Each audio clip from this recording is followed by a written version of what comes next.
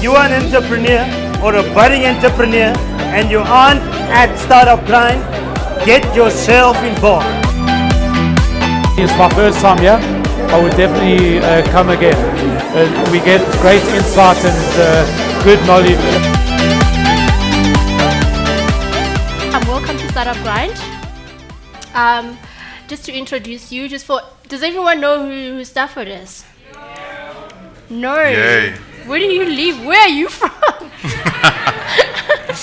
She's okay. So Stafford you actually were telling me earlier on that you used to be a CEO of Google South Africa. Yeah. And you actually founded that. So it was not in existence. Yeah. CEO's the wrong term. I think I was the country head for Google South Africa. You were the country head, yeah? When they didn't have an office. So I established the Google presence in South Africa. They didn't have it. And I'll never forget it when I flew to London. I did 18 interviews and I came back with a Google laptop and a credit card that wasn't properly linked. Mm-hmm. And I started the Google office in my house. Wow. The Google South Africa office was in my house for about 9 months. And I spent some time in Israel just understanding how the Google model worked. And then we started hiring people and we established a presence at the Google campus, at the Data campus. Mm-hmm. And then, that was when Google started. And it was fun, lots of fun. I did it for about 3.5 years. Wow. And now let's go back to your background. Who is Stafford? I've had few people saying that they don't know of you. They've never heard of you. So how would you then easily introduce yourself to people? Just a struggling entrepreneur. I'm a member of the joyfully unemployed, I guess. No, who I am, I think you have to kind of look at segments. I think the last corporate existence that I had was Google. Mm-hmm. And it was fun, and it was a lot of fun. I can tell you why I left Google, and there was quite a few reasons for that, personal reasons.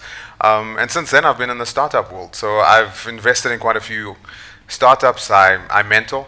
But I do very selective mentorships and I get very selectively involved from an investment perspective. I don't really say who I'm involved with and I don't really tell who I invest in. But I look for a particular thing, which I'll allude to a little bit later on. So who I am now, I'm the guy that started Thumbzup. Mm-hmm. We invented the Payment Pebble, the payment handset, the payment blade, made in South Africa, manufactured here.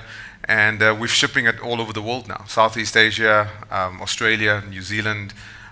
We've launched it now in Hong Kong, etc. And I've learned so much. I'm not sitting here because I'm somebody. I'm sitting here because I've learned a lot. Mm-hmm. And before then, I lived for about 7.5 years in the United States. I worked for Eric Schmidt when he was CEO of Google.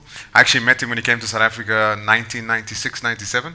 And he came here. He did a road tour. The country manager was ill. And I stood in, and I got to know him as we were doing presentations throughout South Africa. He left. He invited me to come to the States, and he was going to create this team called the Global Corporate Technology Strategy Team. I jumped in the plane, and I went, and 7 odd years later, he went off to Google, and I thought, what the hell is this guy doing? Like Alta Vista, Ask, all this other stuff. What the at Google. Mm-hmm. So anyway, he went and I stayed on and I got very involved in the open source software community in the United States. The very early Linux World conferences and things Novell sponsored. Novell got involved in open source, and I think there's a couple of videos of me doing a public debate with a leader of the FOSS movement, the free and open source software movement, Professor Derek Keats. Mm-hmm. He argued that Novell should have never done open source, and it was a big, big debate. We did an open forum in Cape Town, and today he works for me, so I guess I won that debate. Wow. So I always remind him of that. Yeah. He was the head of the computer science department at UWC, and then he had the same responsibility at Wits University, and now, he works for me. Wow. Professor Derek Keats, and he's a really, really cool guy, but I always remind him that he definitively lost, because he works for me now. So and now I've just got I look to build incredible teams, not incredible products, and work with incredible people. Mm-hmm. And the people that I work with in their particular disciplines and what they do are some of the best in the world. So I sit up here and I say I'm the inventor of the Payment Pebble, but really there's a team behind me, and they're the guys that did it. Yeah. And then with Pebble, how was there anything like that in the market when you got in? And if there was, how did you distinguish to be a brand that it's today? Yeah, I get that question often around how I started when I started it, when people started knowing about this. And I want to speak in a way where if you're in a startup or you're thinking of doing a startup, I'll try and share some of the bad stuff that you got to watch out for, right? I mean, when people started understanding what the Pebble was, people said, yeah, but they're Square. This is like a copy of Square. What they didn't realize was that we had worked on that for about 2.5 years before anyone knew about it. And there was no Square, or at least that we knew about 2.5 years when we started it. So this is what you got to understand as an entrepreneur sometimes, that people look at your things that you deliver and they'll frown upon it. They'll say bad things about it on social media. They'll put pictures of your product and say, this is actually a shitty piece of technology. This is like ancient. Yeah. But they don't understand that a lot of times entrepreneurs are on a journey. And the things that they deliver initially is not the end point. And it never is. And sometimes you don't see the end point. And it's about augmentation and just, constantly pivoting and being agile enough to do that. And yeah, we took a knock with the Pebble in the beginning because we were a little bit slower. It was a little bit more difficult. There was Square in the United States. Jack Dorsey had it, and he had a different environment. Yeah. He built a little thing that plugged into the audio jack of a phone, but all it did was swipe the mag stripe. So in the United States, they hadn't implemented all the security standards that the rest of the world did. So like things like EMV and PCI. So what we were trying to do is do a chip card. So we had to have a lot more crypto and firmware and embedded stuff in our device, and ours was bigger. And people frowned on that and said, yeah, but Squares is smaller. And that's what you got to watch out for as an entrepreneur. There's a lot of people. There's a big echo chamber, and there's a lot of people with strong opinions around what you're doing. Yeah. And at the end of the day, you got to literally just put the blinds on and build what you build according to the vision that you have. But the Pebble existed not because I wanted to build the Pebble. A lot of people say, so the Pebble and where have you gone from there? So let me fast forward and I'll rewind. Today we've shipped over 35,000 Pebbles in the South African market.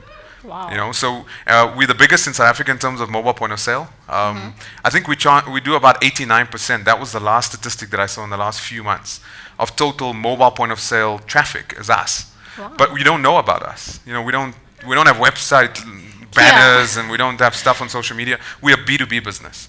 And tonight, hopefully, I'll share some of how you can bootstrap a company with a bigger company. Yeah. And then how did you then develop a relationship with Absa? Because, for Absa to come and say, we will back you up. Right.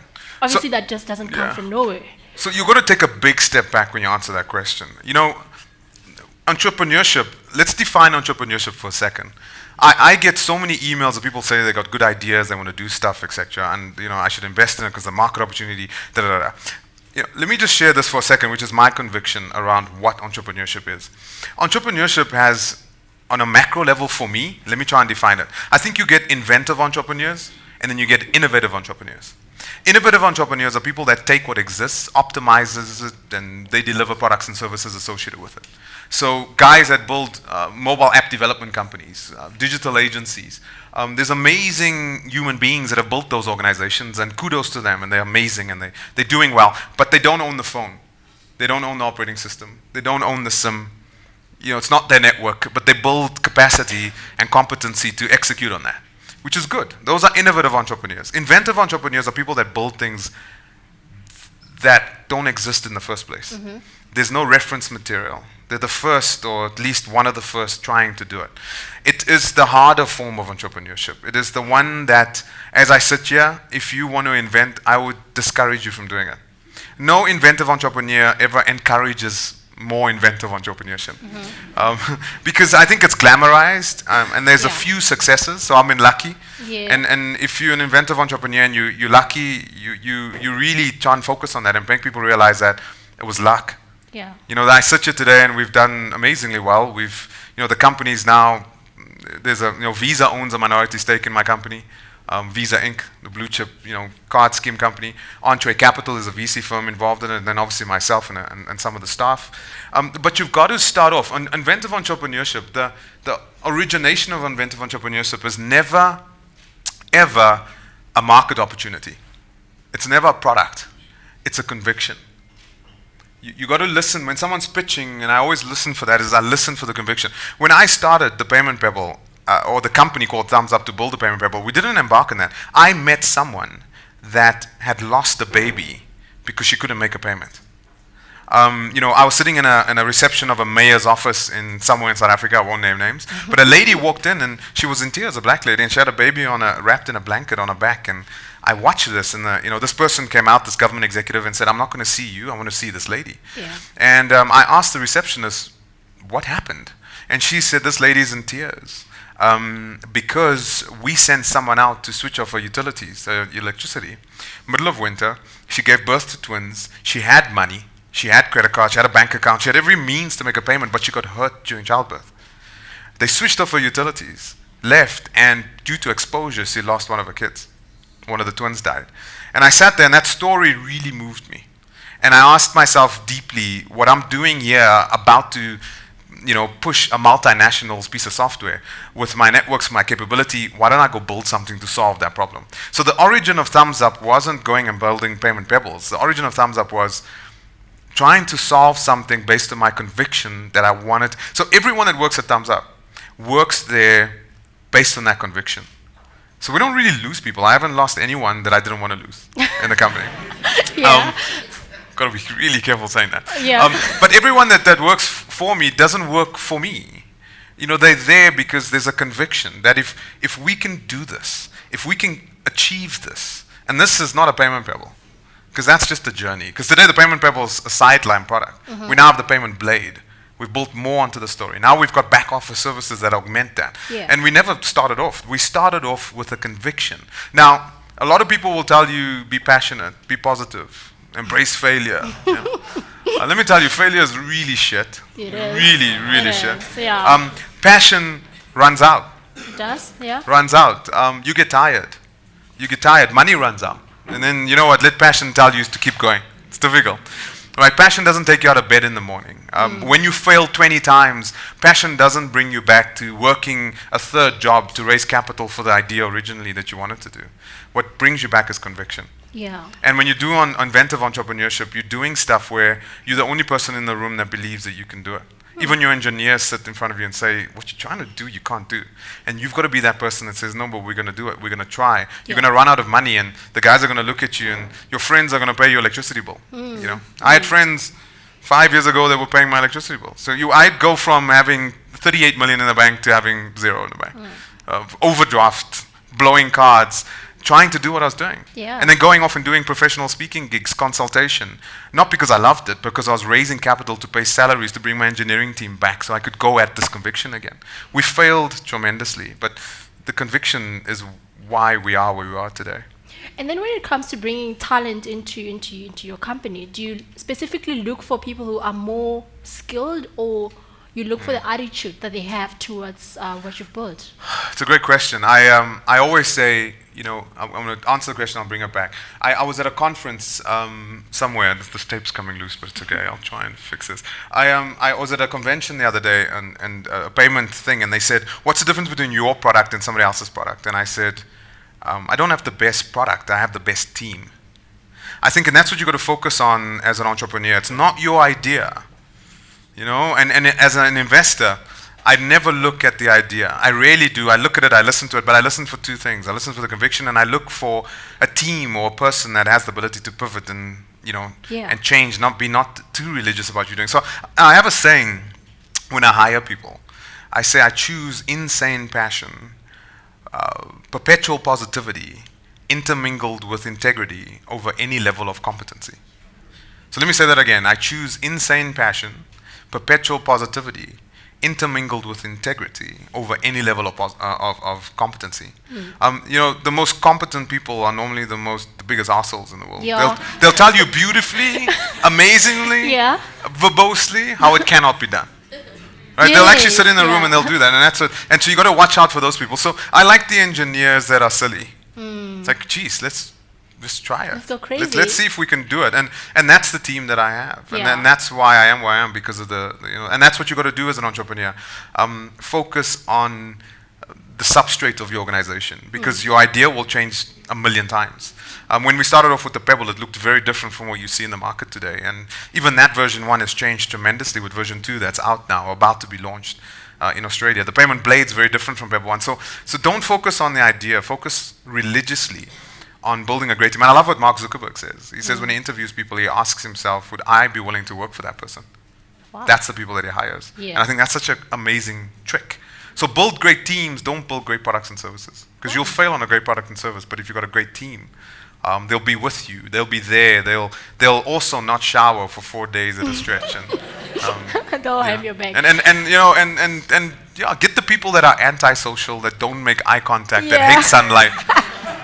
Get those That are willing people. to just lock themselves in the room and work on your that products. can code for 72 hours at a time. Those are the people. Yeah. Yeah. And then what are some of the challenges that you faced when, fintech is very, I must say it's very intimidating for a lot of tech entrepreneurs. Yeah. And we're not aware of some of the challenges that we face within the space. What did you realize when you got into that space? Yes, fintech's hard, eh? Oof. There's 2 industries in the world that if you tackle it, you must have patience and grit and fortitude because, there's 2 industries that should scare you. Healthcare is one, and fintech's the other. And I think it's just because of the origin. I think, healthcare is hundreds of thousands. As long as you've known humanity, healthcare has been around, right? So it's a very deep industry with deep legislative and compliance and an alignment that you got to jump over. It's not just about having a telepresence doctor no. There's huge liability that you got to understand. So be careful of healthcare because it's not your idea, it's the legislative framework. Yes. Financial services is the same. It's the exact same. People barrel down and they think they're going to do it, and just like I did. And then I bumped into this thing called EMV, boom, right? And it flattened me. And then I bumped into this thing called PCI, and it flattened me. And those things exist. And sometimes as entrepreneurs we want to break those things. But sometimes you need to take a step back and realize that those regulatory compliance, those frameworks actually exist for a reason. Yes. And if you comply, then you can actually build a very sustainable business because you take a lot of the risk away from you, and the risk framework and fabric is actually built conducive to your product. So a lot of guys jump in and they build, a QR code payment system like Zappa or a SnapScan or one of those things. Or another Uber, Yeah, and they jump in and they think, wow, I'm going to do this, and then they realize the liability is completely on you. Friendly fraud is like the biggest form of fraud, and you're going to deal with that. And so I think I have deep respect for, and I think there's a huge opportunity. So just like healthcare, bartering, paying, settling is an innate aspect of who we are as humanity. It's thousands and thousands of years old. So the industry is thousands and thousands years old. But as regulated as it is, my advice to entrepreneurs in the fintech space is focus less on building B2C businesses. Okay. Build B2B businesses. Okay. Professor Derek Keats and I are actually working on writing a book. He's like very far down the road writing it, and I'm just sending posits over the wall as he's scribing. But we're writing a book about how to bootstrap a company in a B2B way, because I have no salespeople, I have no marketing people, and I have no HR in my business. None. Right? Okay. But if you take a look at the Payment Pebble, if I had to total, there's probably R1 billion worth of marketing that's gone into it. But I haven't spent 1 cent myself. Wow. I don't have one salesperson in my organization, but I've got about 4,000 salespeople that sell my product. So you need to think about that when you get into, and so learn how to work with big organizations. There's a particular way that you do it. And folks like Standard Bank, we're talking to them at the moment, and they're more conducive now to working with entrepreneurs like myself than ever before. So banks are like the 800-pound gorillas that are hurt, beaten, kicked. They're in the corner, and whenever you flinch at them and you say Bitcoin, they go, woo. They cringe. You go, and they go. So they've actually lost an understanding of how powerful they are. And I think that's the opportunity. So when you walk in the room and you do your mock charge, you have an opportunity to turn a massive organization and utilize it as a platform to take your product and service to market. So up until today, I don't vend my products directly. I don't. Because it would mean I have to raise another 100 million. Yeah. So in South Africa, you've got to be really, really frugal because there's no government, there's no VCs. There aren't. You can try and knock on so-called VCs' doors, but it's very, very difficult because usually it's the Stellenbosch crowd, or it's a group. VCs are about people that know people, and so it's difficult to break into that. So the VC market's not mature. So you got to, in this market, that's why I say the next Facebook will not be built here. The next Twitter will not be built here. The next Yahoo won't be built here. You know why? Because if you want to work on stuff as an entrepreneur where people click on the like button and have fun, go to the States. If you want to work on serious stuff that's conviction-led, Africa is where the filter is. Africa is so hard, right? And that's why you want to be here. That's why you don't leave. Because it's so fucking hard, right? It's like really, there's no funding. It's difficult. But trust me, when you do it here, you suddenly have something that has global applicability. Yeah. Wherever I go in the world, when we land in Malaysia, Kuala Lumpur, right, a few weeks ago, we land there, nobody asks us about the legitimacy of our product. Because they know that we overcame price sensitivity, anemic networks, risk, etc., in an African environment. What they ask us then is, what's the commercials? That's their question. They don't ask about legitimacy. Australia gave us the ability to prove that we could live in any legislative market. And so if you prove these hard things, so the question is, what are you focusing on? If you're focusing on the next Twitter, then leave. Africa wants us to do things that are real. So I think the next Twitter of water purification will come from here. I think the next Google of financial services will come from here. I think the next Yahoo of agriculture will come from Africa. I don't think the next social media network's going to come from here. Because the demographics don't lend to it. And there's so many human challenges that we have here. That's such a massive opportunity. But it's horrible. It's really hard. But that's why you stay. That's why you don't jump in a plane and go to the valley and raise capital. That's why here you work 3 jobs that have no relevance to your core, what you want to do. You raise capital and come back and do it again and do it again and do it again. And then suddenly, guess what? You go to Australia, and it's an easy sell. Yeah. Australia was such an easy sell to us. Yeah. Yeah, you were telling me earlier on that you're very optimistic about the tech space in particular here in Africa. What made you say that? Well, exactly what I just described. I think it's difficulty. And I think we're behind. Let me tell you what you folks are doing with your FNB app. Let's just take FNB, with your Standard Bank mobile app. What you do with payments in general, I mean, you look at what Apps is doing with their suite of applications, what Netbank's doing. You go to Australia, it doesn't exist. Doesn't. You go to the United States, real-time EFTs, same day, doesn't exist. You have to write a check and scan it in, and they have a beautiful mobile app for scanning a check. They still write checks. In the financial services space, we are ahead of the world. The Payment Pebble, the Payment Blade, has several patents associated with it, and I can tell you what, there's no product like Pebble 2 and Blade 2 in the world today. There isn't a product like it. We get calls from Chile, from Serbia, people that want to launch the product, and when we tell them, they keep saying, so this is made in South Africa? Wow. So like, where's your factory in South Africa? Yeah, it's here. So we actually have our factories in Randburg. Oh. Yeah, we But manufacture. it actually doesn't matter where the product is made from, right? I mean, as long as you can be able to solve a problem. Well, I mean, there is economies of scale, and the Chinese have the ability to throw enormous amounts of humans at a discounted rate at things. I am all for human rights. Yeah. I don't like 12-year-olds with small fingers soldering on little motherboards. I think that's wrong.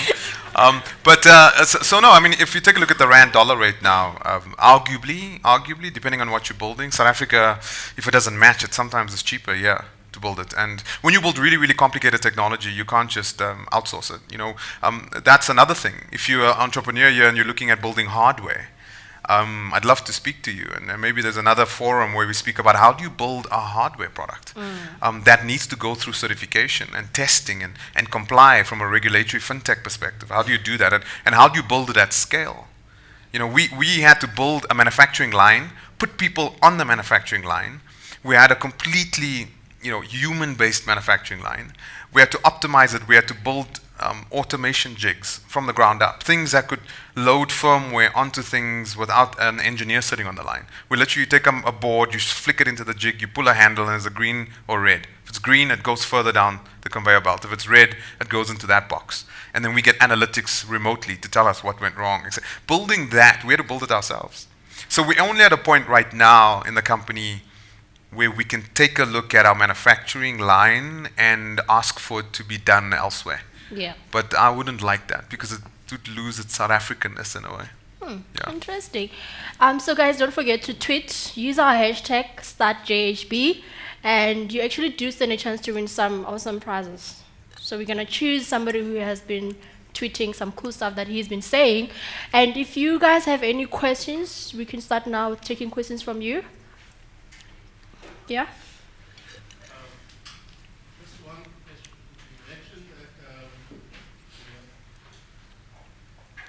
What's mention that stood out was building teams and not building products and software and services.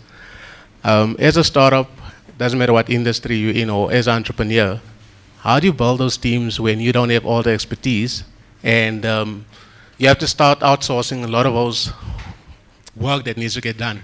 How do you build proper teams and get co-founders? Yeah. It's a good question, and it's one where I can't give a blanket statement answer because it depends on what you're building.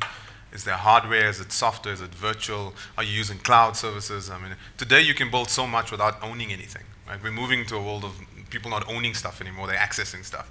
So it depends on what you're building. But what I will say is find your conviction. You know, people work for me, professors. I've got a nuclear physicist, and I have a astrophysicist that works for me. They're much smarter than me. Like everyone in my company is smarter than me. But the reason they're there is because of the conviction. It's amazing when we see how far when people put your product on a billboard in Australia. You know, when people drive to Sydney and they sit in the traffic, the biggest billboard had our product on there, and it's like that's really nice. You know, but that's not what we were focusing on. The reason my people sit there and do what they do is because they truly believe. And as a founder, you've got to echo and restate this often. You know, you must make sure that happens, where you tell people why they're there. You know, I have the picture of the lady that lost the baby that I show everyone. And I say, this is why you're here. You're not here for Pebble. You're not here for an industry. You're here so less of this happens. And if we can have that net effect. And we have people that find out where our offices are and they ring the bell. And this happens weekly, right? Not everyone tells about our offices, but we've had instances where people ring the bell and they want to meet the person that made this product. And they have tears in their eyes because it's done something so spectacular for them and built their business. And that's so gratifying. So work on stuff that matters. You know, don't just do things, do great things. You know, don't build another mobile app. You can tweet that. Maybe you can. Don't. Yeah. So work on stuff that matters. You know, work on stuff that matters and ask yourself what you're doing. Are you building just another mobile app so someone can order something quick? That's not stuff that matters. I always say there are so many people working in digital agencies in South Africa, building banner ads that could be doing things that really matter. That I'm not saying that those businesses don't matter and that they don't have a role and they're not happy in what they're doing. I'm just thinking the misalignment of skill sets is sad. And you know, the cure for cancer could be sitting there, or at least a platform could be established for people to aggregate their thoughts. So look at your conviction. If you have people behind you because of a market opportunity, or because you're going to be the next unicorn, you trip once, they're gone, right? Because they're there for the pre-IPO shares, they're there for options, etc. My team have only recently, I've done an ESOP, an employee share option program, only recently. That proved to me that nobody was there for monetary reasons. So you got to ask yourself, what are you there for? What are you building? And does your team stand for those things? So find your conviction. You know, that's sustainable, because I'm telling you, you'll run out of money. You'll stop believing, but the conviction brings you back, gets you out of bed, says, okay, I'm going to try it again. Okay, but I'm going to try it again. And Thumbzup, in the 5.5 years, I think I've been at Thumbzup, I think it's about 5.5 years, I'd say that 4 years of that was spectacular failure, right? 4 years of that. And we've spent over 2 billion rand on this company. Yeah, billion. Yeah, over 2 billion rand's gone into Thumbzup. So yeah, so it's about getting people that will stick with you, but then getting investors that believe in you. You know, when we started failing, the only reason we weren't shut down is because we had investors that jointly believed what we were believing. So whenever you bring someone into your company, be religious about shareholding. Don't give up equity. Don't. And when you do, two things. Ask yourself, the people that I'm bringing in, do they share the same vision and values? Let me tell you what, if there's something that someone should have told me a long time ago and it would have saved me a lot of time, a lot of embarrassment, a lot of money, is if someone had told me, always focus and ask yourself, the people in the room, do they share your same vision and values? Always ask yourself that, vision and values. Do they see the world the way I see it? Yes. Do they have the same value system that I have? And that vision and values, man, vision and values. Team, investors, co-founders, do they share your vision and values? If they do, it's incredible what you're able to achieve. If they don't, it's incredible the embarrassment that you'll experience. Wow, Okay. amazing. Yeah. Okay, are you answered? Yes. Cool. Okay. Mark? Is that you? Yeah, that's you. Go ahead. Let me just sit down. First of all, I totally agree with everything you're saying. I relate. I think any entrepreneur with their salt who's gone through it a bit relates. My conviction is education, and I believe that we live in the most unequal society in the world. So I guess my question to you is, you're talking about finding the best team, but I really also want to know what you're doing to develop the people, because I think it's all of our jobs. And so I'm not picking at you, obviously. Yeah. What are your thoughts around, and what are you doing to develop people that aren't the smartest and brightest to upskill? Because I think that that's something that we need to be looking at. So spending my Thursday nights talking to a bunch of people at pro bono.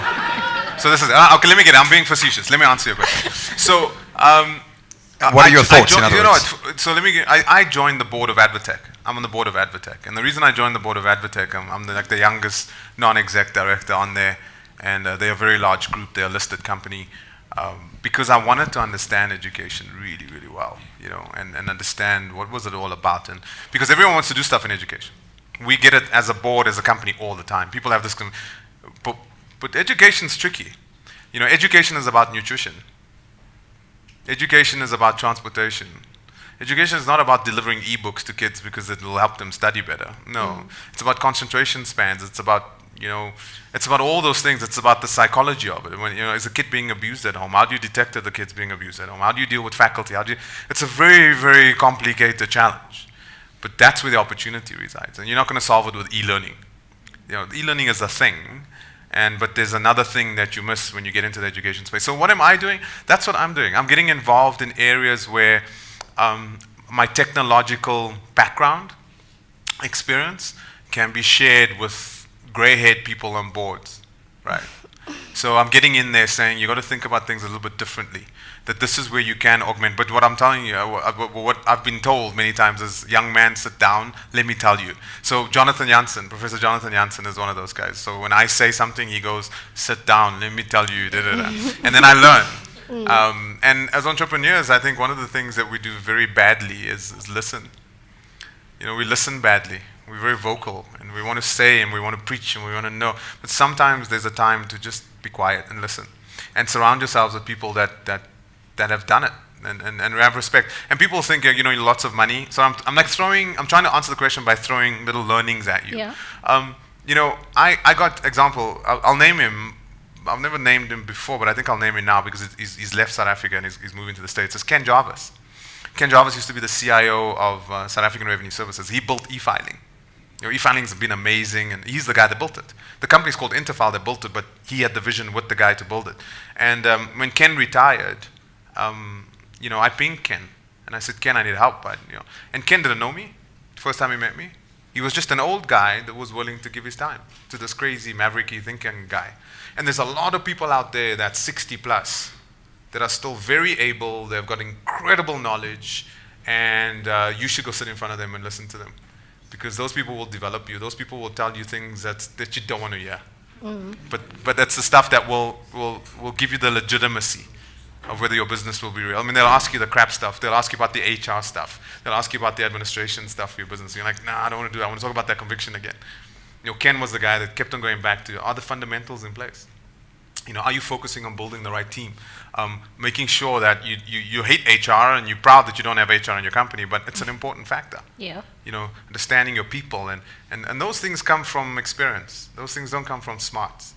So if you want to develop yourself, mingle with gray hairs, mingle with the guys that have been there and the ladies that have been there, and listen. And they can probably tell you a thing or two. And you know what they'll do? They'll provide services to your organization for free. Create an advisory panel around your company. Just do it. Just say I want to create an advisory panel, and go to a couple of people that are 60 plus years old and put them on your advisory panel and meet them once a month for coffee and pay for the coffee. That's all. That's all it's going to cost you. They won't charge you a thing because they're retired and they want to give back. They don't even know where to go to give back. Yeah. They don't. And there's so many of them. Go to an old age home.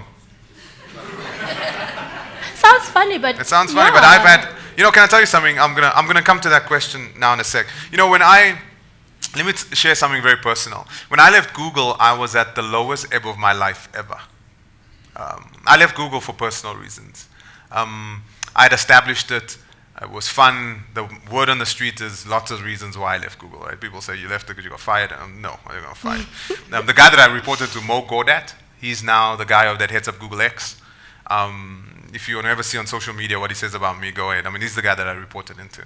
And we're still very good friends. And he wrote the book, Solving for Happiness, which is a great book. Go get the book. It was just published a couple of months ago. And he helped me through. I was going through a divorce. I had my career. And this is the stuff that you don't get told. Yeah. Yeah, you see Elon Musk on stage. But if he leaves the stage, you don't... Let me tell you what happens behind the curtain. A guy that's been married how many times? Has kids with how many people? Family. How's his family life? These are things that don't get told to you. So if you want to have balance, and you want to have friends, and you want to go to pubs on Friday afternoons and have fun, then entrepreneurship is not for you. Definitely. Find an entrepreneur. I think I love the saying, entrepreneurship is not for everyone, but everyone should try it once. Yeah. Right.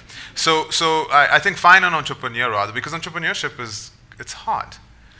It's really, really hard. It will ask more than you're willing to give. It will take more than you believe. It will destroy your family. It will destroy your marriage. It will take away time from your children, your friends, your family. But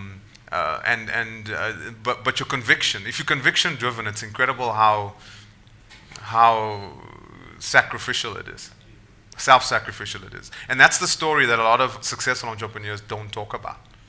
Right? They don't get up on stage and say, revere it, respect it. Don't always just desire it. And we like I said, we glamorize this thing. Be an entrepreneur. And I started this company. That's the front side. If you had to come ask my team what we've given up, I mean, I had a failed marriage. I have a 16-year-old and a 14-year-old little girl, and 5-6 years of their life I was never there. It's time that I'll never get back.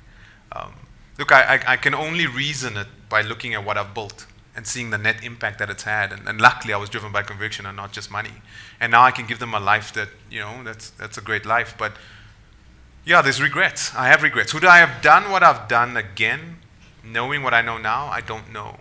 But let me tell you the story, if you'll allow me to. Yeah, sure. When I left Google, it was a hard time. I was going through some really, really hectic things, and I was really questioning me. I'd never been more wealthy in my life. And I don't think I've been more wealthy since. Yeah, I had a lot of money when I left Google. I had a shitload of money. I mean, I've spent all of it, so I can say that. So we had done very, very well on options, and before that with Novell, I'd done well on options. But there I was sitting, right, with all this cash and all this money, but my life was a failure. I wasn't proud, and my dad would look at me and say, "Yeah, you, no matter what you've achieved, no matter who you are, you'll always be the son that I had that left a wife with 2 little girls and left them." So all your psychobabble, shove that. At the end of the day, you're walking out on that. And a son of mine would never do that. So things like that really, really hurt. Because those are the things I wasn't focusing on in my life. And yeah, I had this amazing bank account and offshore shares and stuff, and I had nothing.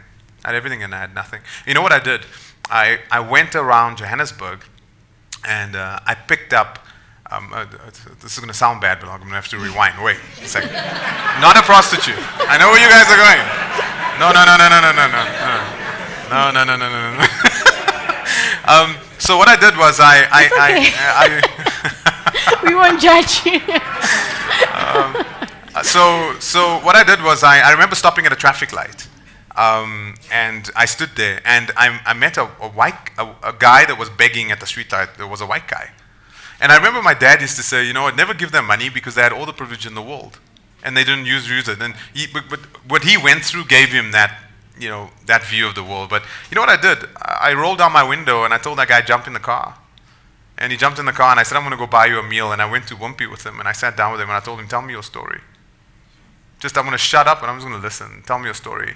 And then he told me his story, and it was an incredible story. He was a lawyer, he did X, Y, and Z. And you know what I learned from that story is he said, there was, and I did this 15 times.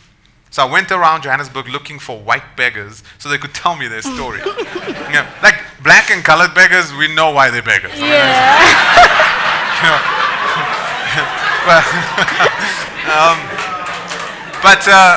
I wanted to know how people that had privilege, had all the opportunity in the world, how they could fall that far, and what would cause that fall. It wasn't a race thing. It was really, I was looking for that. And it was incredible. And I actually want to write a book about them because I took their pictures and I recorded some of them towards the end. And Jenny Chris Williams and I have been talking about it. I want to write a book with her about it. But, and you know what I learned? I learned that no matter how successful you are, no matter how much money you are, you can fuck your life up in 5 minutes. 5 minutes. And that was the underlying stream that I picked up from those 15 guys. That there was a moment in time in their life, a 5-minute segment of time, that was the result of them standing at that traffic light. So you got to be really, really careful, what you're chasing, how hard you're chasing. Be careful of building things and breaking things and getting it, just really, really seek your conviction when you're building your company. Because it will take more. It will give you a lot, but it will take a lot. This is not a road that you should desire. This is a road that needs to be a calling. Unless you're going to build a mobile app developer company or something like that. That's different. Go ahead and do that because we need that. But if you're going to build something that never existed in the first place, it will take more than you think you are able to give. Wow. Okay. You answered, Mark. I'm more than happy with that. Okay, we had somebody else wanted to ask a question. Yeah?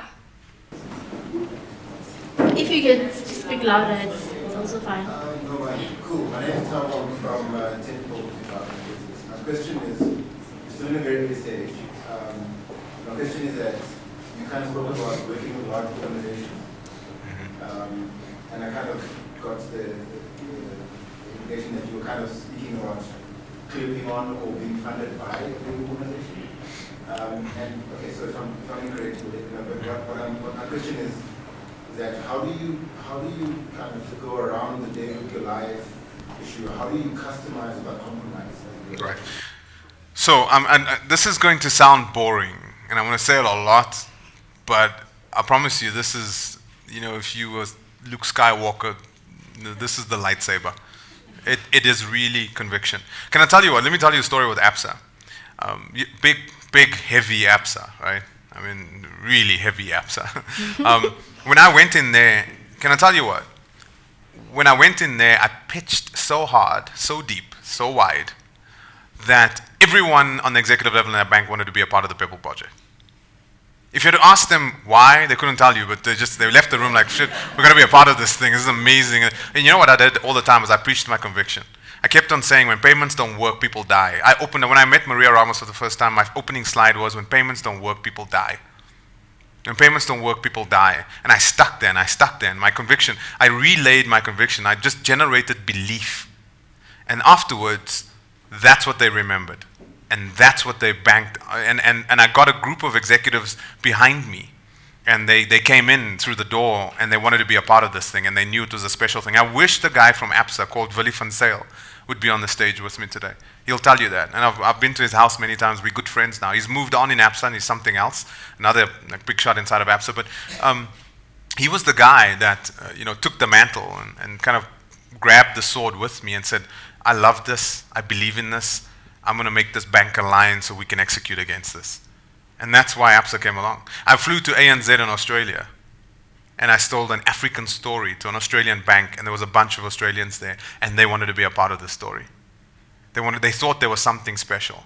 And I believed that I was onto something special, not because of me or anything, but because I truly believed that my conviction was right. It was sincere, and I was genuine. And people picked up on that. My investors, the exact same thing. My investors looked at my little product for the first time, and I'll never forget it. The guy that invested in my company, the first guy that I brought in, a very, very wealthy guy. I was in London, and he took the first Payment Pebble. I had spray painted it a couple of days before, and he took his card and he looked away and he put it in the wrong, like it flicked out the slot, and all the paint came off the Pebble. I was like, oh God, I'm never gonna get funded. And he was like, but the thing, he didn't care. He thought we were crazy, and he wanted to be part of that crazy story. And so get your conviction, mix it up with that passion, have integrity and drive, and then you'll get people to come along. But it's not as simple as that. You got to look for, you got to understand how a large structural organization is architected, and learn how to navigate and see who the players are, and go in at the right levels and be careful of the politics and all of that. I mean, one of the greatest mistakes we made was, and after the fact we learned this, and it's a story that we don't have the full answer for, but we keep learning and we keep implementing as we develop new partnerships in the world. But the entire team at ABSA that launched the first Pebble have all been promoted, and like they're different now, they're gone. So you've got to be careful. If you do B2B, the people in the room, if you're super successful, won't be the people in the room. So every contract that you sign, don't sign it thinking, but this is a cool guy, we'll be fine. No, don't do that. Because the next guy coming in doesn't like you. Yeah. Your conviction is crap. Somebody else already got all the political capital from this project. He's been lobbed this. What is this? Be careful of that. So, I mean, there's so many nuances of working with big organizations that you can be careful for. But the nice thing is, if you leverage them, you leverage their thousands of salespeople, their marketing budget. It's a big tanker, but they, like they say, an aircraft carrier takes 20 miles to make a U-turn. They don't We're turn gonna quick. take 2. I see 3 hands. Let's take a lady for a change. I mean, why is it only guys? Okay, it's fine. You can go ahead. Yeah, sure.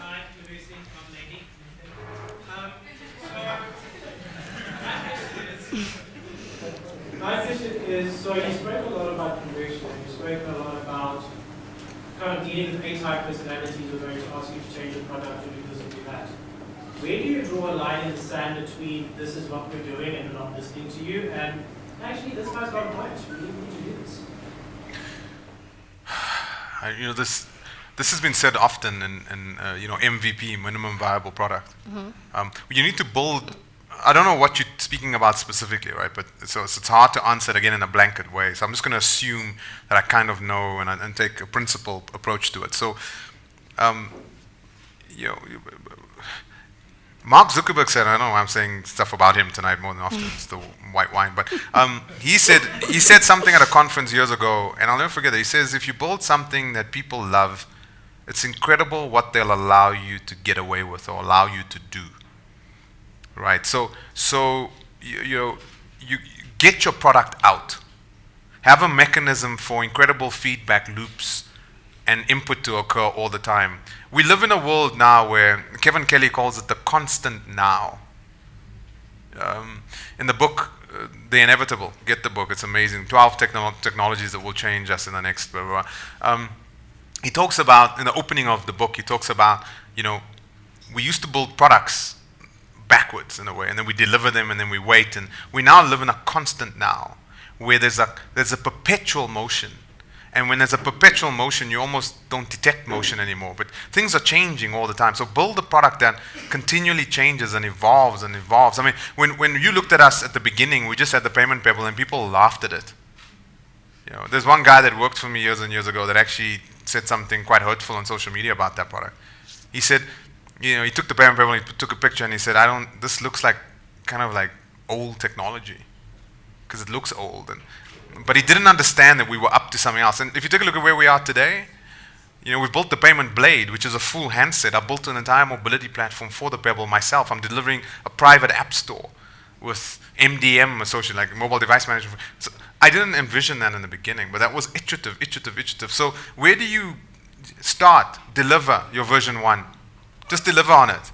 And have your version 1.001 and then 002, and then just keep delivering, keep pushing, and the culture is there already.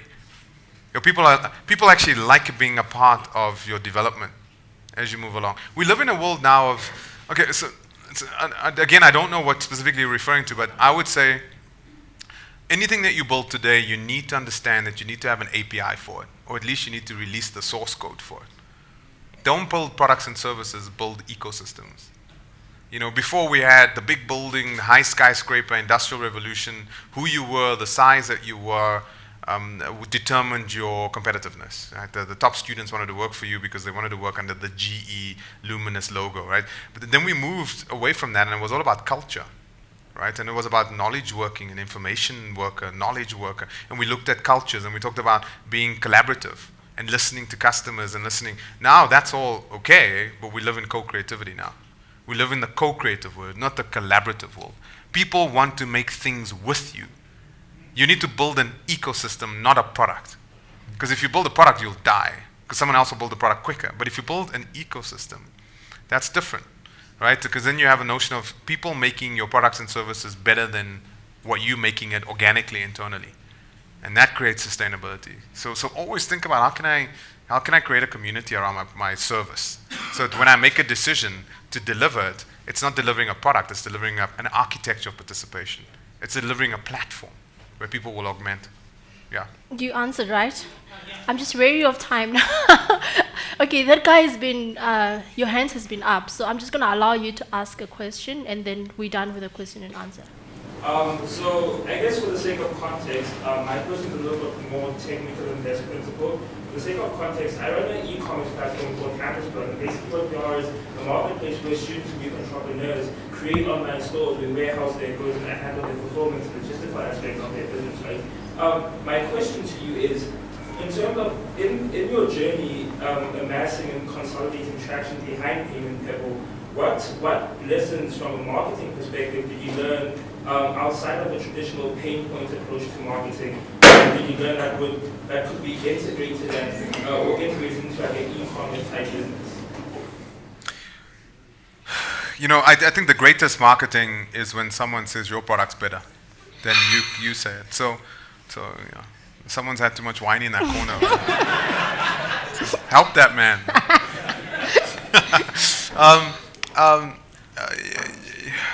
It's again, I got to sit down with you. It's very difficult to answer these like blanket because I got to understand a whole lot more. But you know, attribution. Give people attribution that they have great experiences with your product or service. So when I say build an ecosystem, that's exactly what I mean. When you build an ecosystem, you don't need to market because people are telling people about your product and service, right?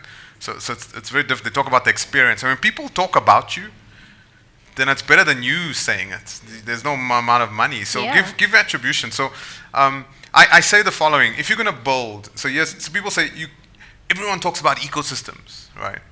So here's the 3 rules of building a sustainable ecosystem. Oh God, I hope I remember this. I haven't said this for a while. But there's 3 rules for building a sustainable ecosystem, irrespective of what your product, service is or your company. Number 1, everything that you make extensible with entities outside your business. First rule. Okay. So whatever you're building, this platform, this e-commerce, make me come in and make what you've made better. Okay. And all you need to give me is attribution. That's how open source works, right? People do it for free. Why? Because their name gets put into the code. It's like they get in the comment field in the code, they get recognized. And it's, people want, when you build a business today, you need to understand that your focal point mustn't be your product. It mustn't be your company. It must be your constituency on the outside of your business. You've got to understand humanity now more so than you've ever had to understand humanity in the history of commerce. You've got to understand what makes people people. Right? The most valuable companies in the world right now own nothing. Think about it. If you take all my stuff out of Facebook, what would Facebook be? Yeah. If you took all my tweets out of Twitter, what would Twitter be? If you took all my videos out of YouTube, what would YouTube be? Keep going. The most valuable companies in the world today are not companies that build things that are finite. They build things that allow us to express our humanity. What killed Kodak wasn't a piece of technology that was better than Kodak. What killed Kodak wasn't a competitor across the road. What killed Kodak wasn't a vertical. What killed Kodak was a bunch of executives that didn't understand humankind's change.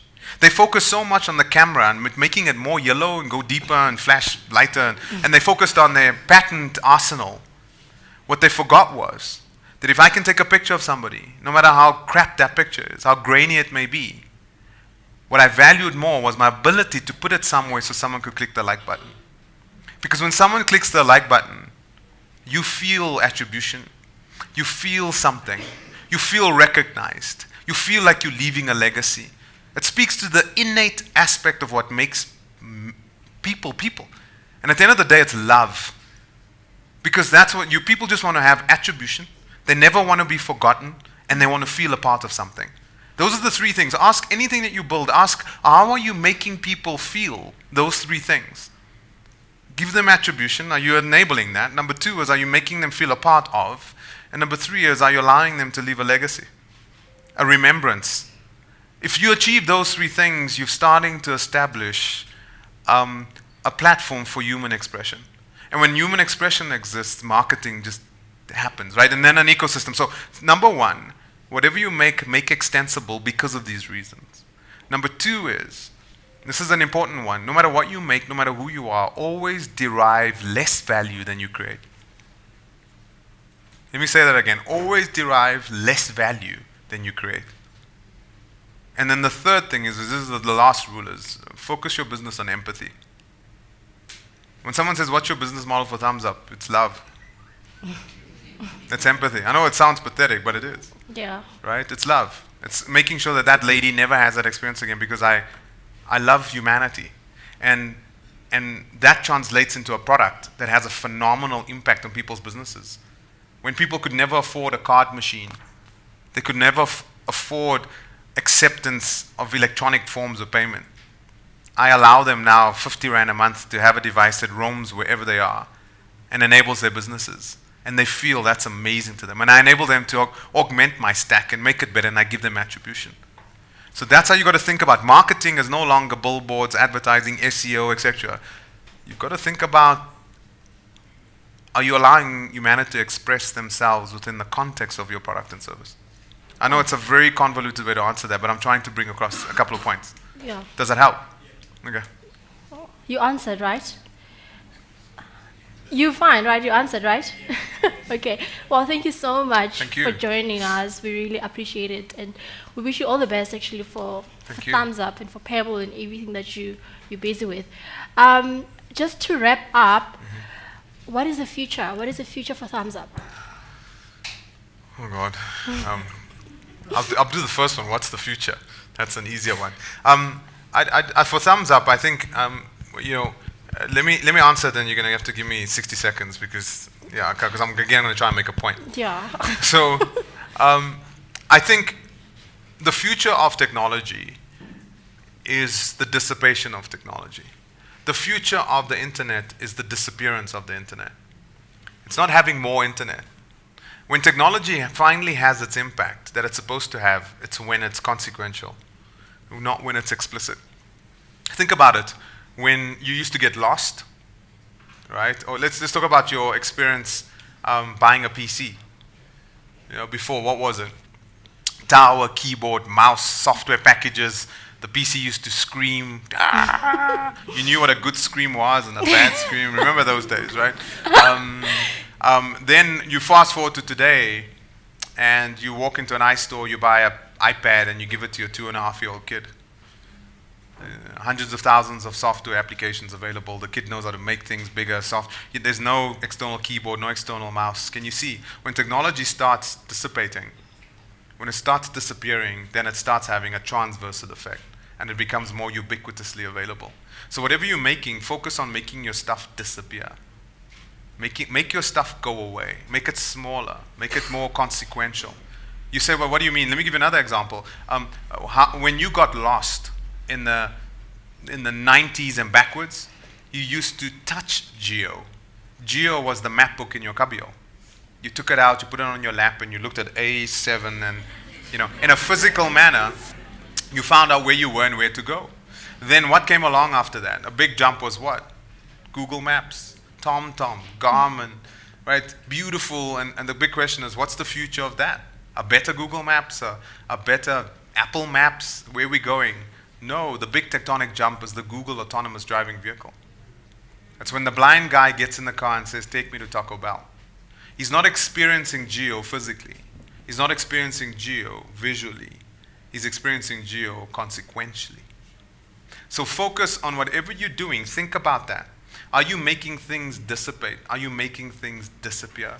Because when technology dissipates, just like when we discovered electricity.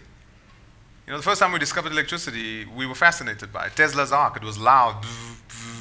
People that made money off electricity for the first time were people that went to the tent behind the tent at fairs to touch Tesla's arc. And they walked out and they went, what the fuck? And their hair was raised, right? It was visual. It was magical. It was the domain of the few. It was the tent behind the tent. Electricity didn't have an impact then. Then it moved to households and it became a fashion symbol. People slept with the lights on because it was a display of their wealth. People made electricity with engineers in their basements and they hired them that were wealthy because it showed, ambiency was a reflection of affluency. Something happened to electricity, it disappeared. It got put onto an electrical cloud. We developed a standard called AC/DC and stuff like that. We suddenly had the ability to tether onto the cloud. Then we developed a commercial model, a per minute utilization. And suddenly, where's electricity today? It's everywhere. That's on you. It's in your phone. It's in your car. It's in your watch. It's on you. It's not the electricity of things. It's the electricity in things. See, when things disappear, then they have an effect transversely within the context of humanity. So think about, are you making payments go away?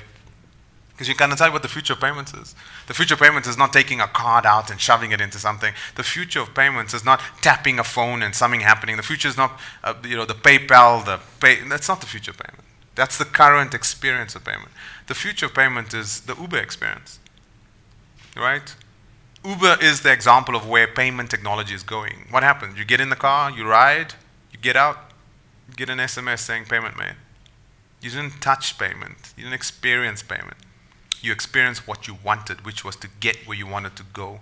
The payment technology was a consequence, right? I'm running Amazon Echo in my house, right? I've installed quite a few third-party applications and my developers have been messing around with it. Now, example, when I came here tonight, right? I didn't load a mobile app on my phone to get my Uber to come here tonight. While I was tying my shoelaces, I speak to Alexa and I say, Alexa, Uber. And Alexa says, hi, Stafford, what time would you like an Uber? I say, now. She says, there's X amount of Ubers in the area. Do you want me to book it? Yes. Uber X, Uber, da-da-da-da. I tell her which Uber. While I'm fastening my laces, I run down the stairs, Uber arrives. I jump in the Uber cab. I come all the way here. I walk in, payment, notification, everything. I didn't open up a mobile app. I didn't start my phone. The future of technology is not more prettier, better technology. So whatever you're building, think about that for a second. Are you making shit disappear? Or are you making shit prettier? Because if you're making stuff prettier, and I see a lot of people working on stuff to make stuff prettier, better, faster, twirly-whirly. Think about whatever you're making, make it go away. Because when it goes away, that's interesting. That's interesting to me. So I'm looking for startups all the time that come to me and say, before we used to do it now I walk into the coffee shop, I take my muffin, I take my coffee, and I walk out, and I've paid. I like that. I like stuff like that. I don't like the startup that comes, I walk in the coffee shop, I take my phone out, and then I look for the app, and then I launch my QR code, and then I wait, and I'm like, come on, man. Thank you so much, Stafford. All right. That's it. Thank you.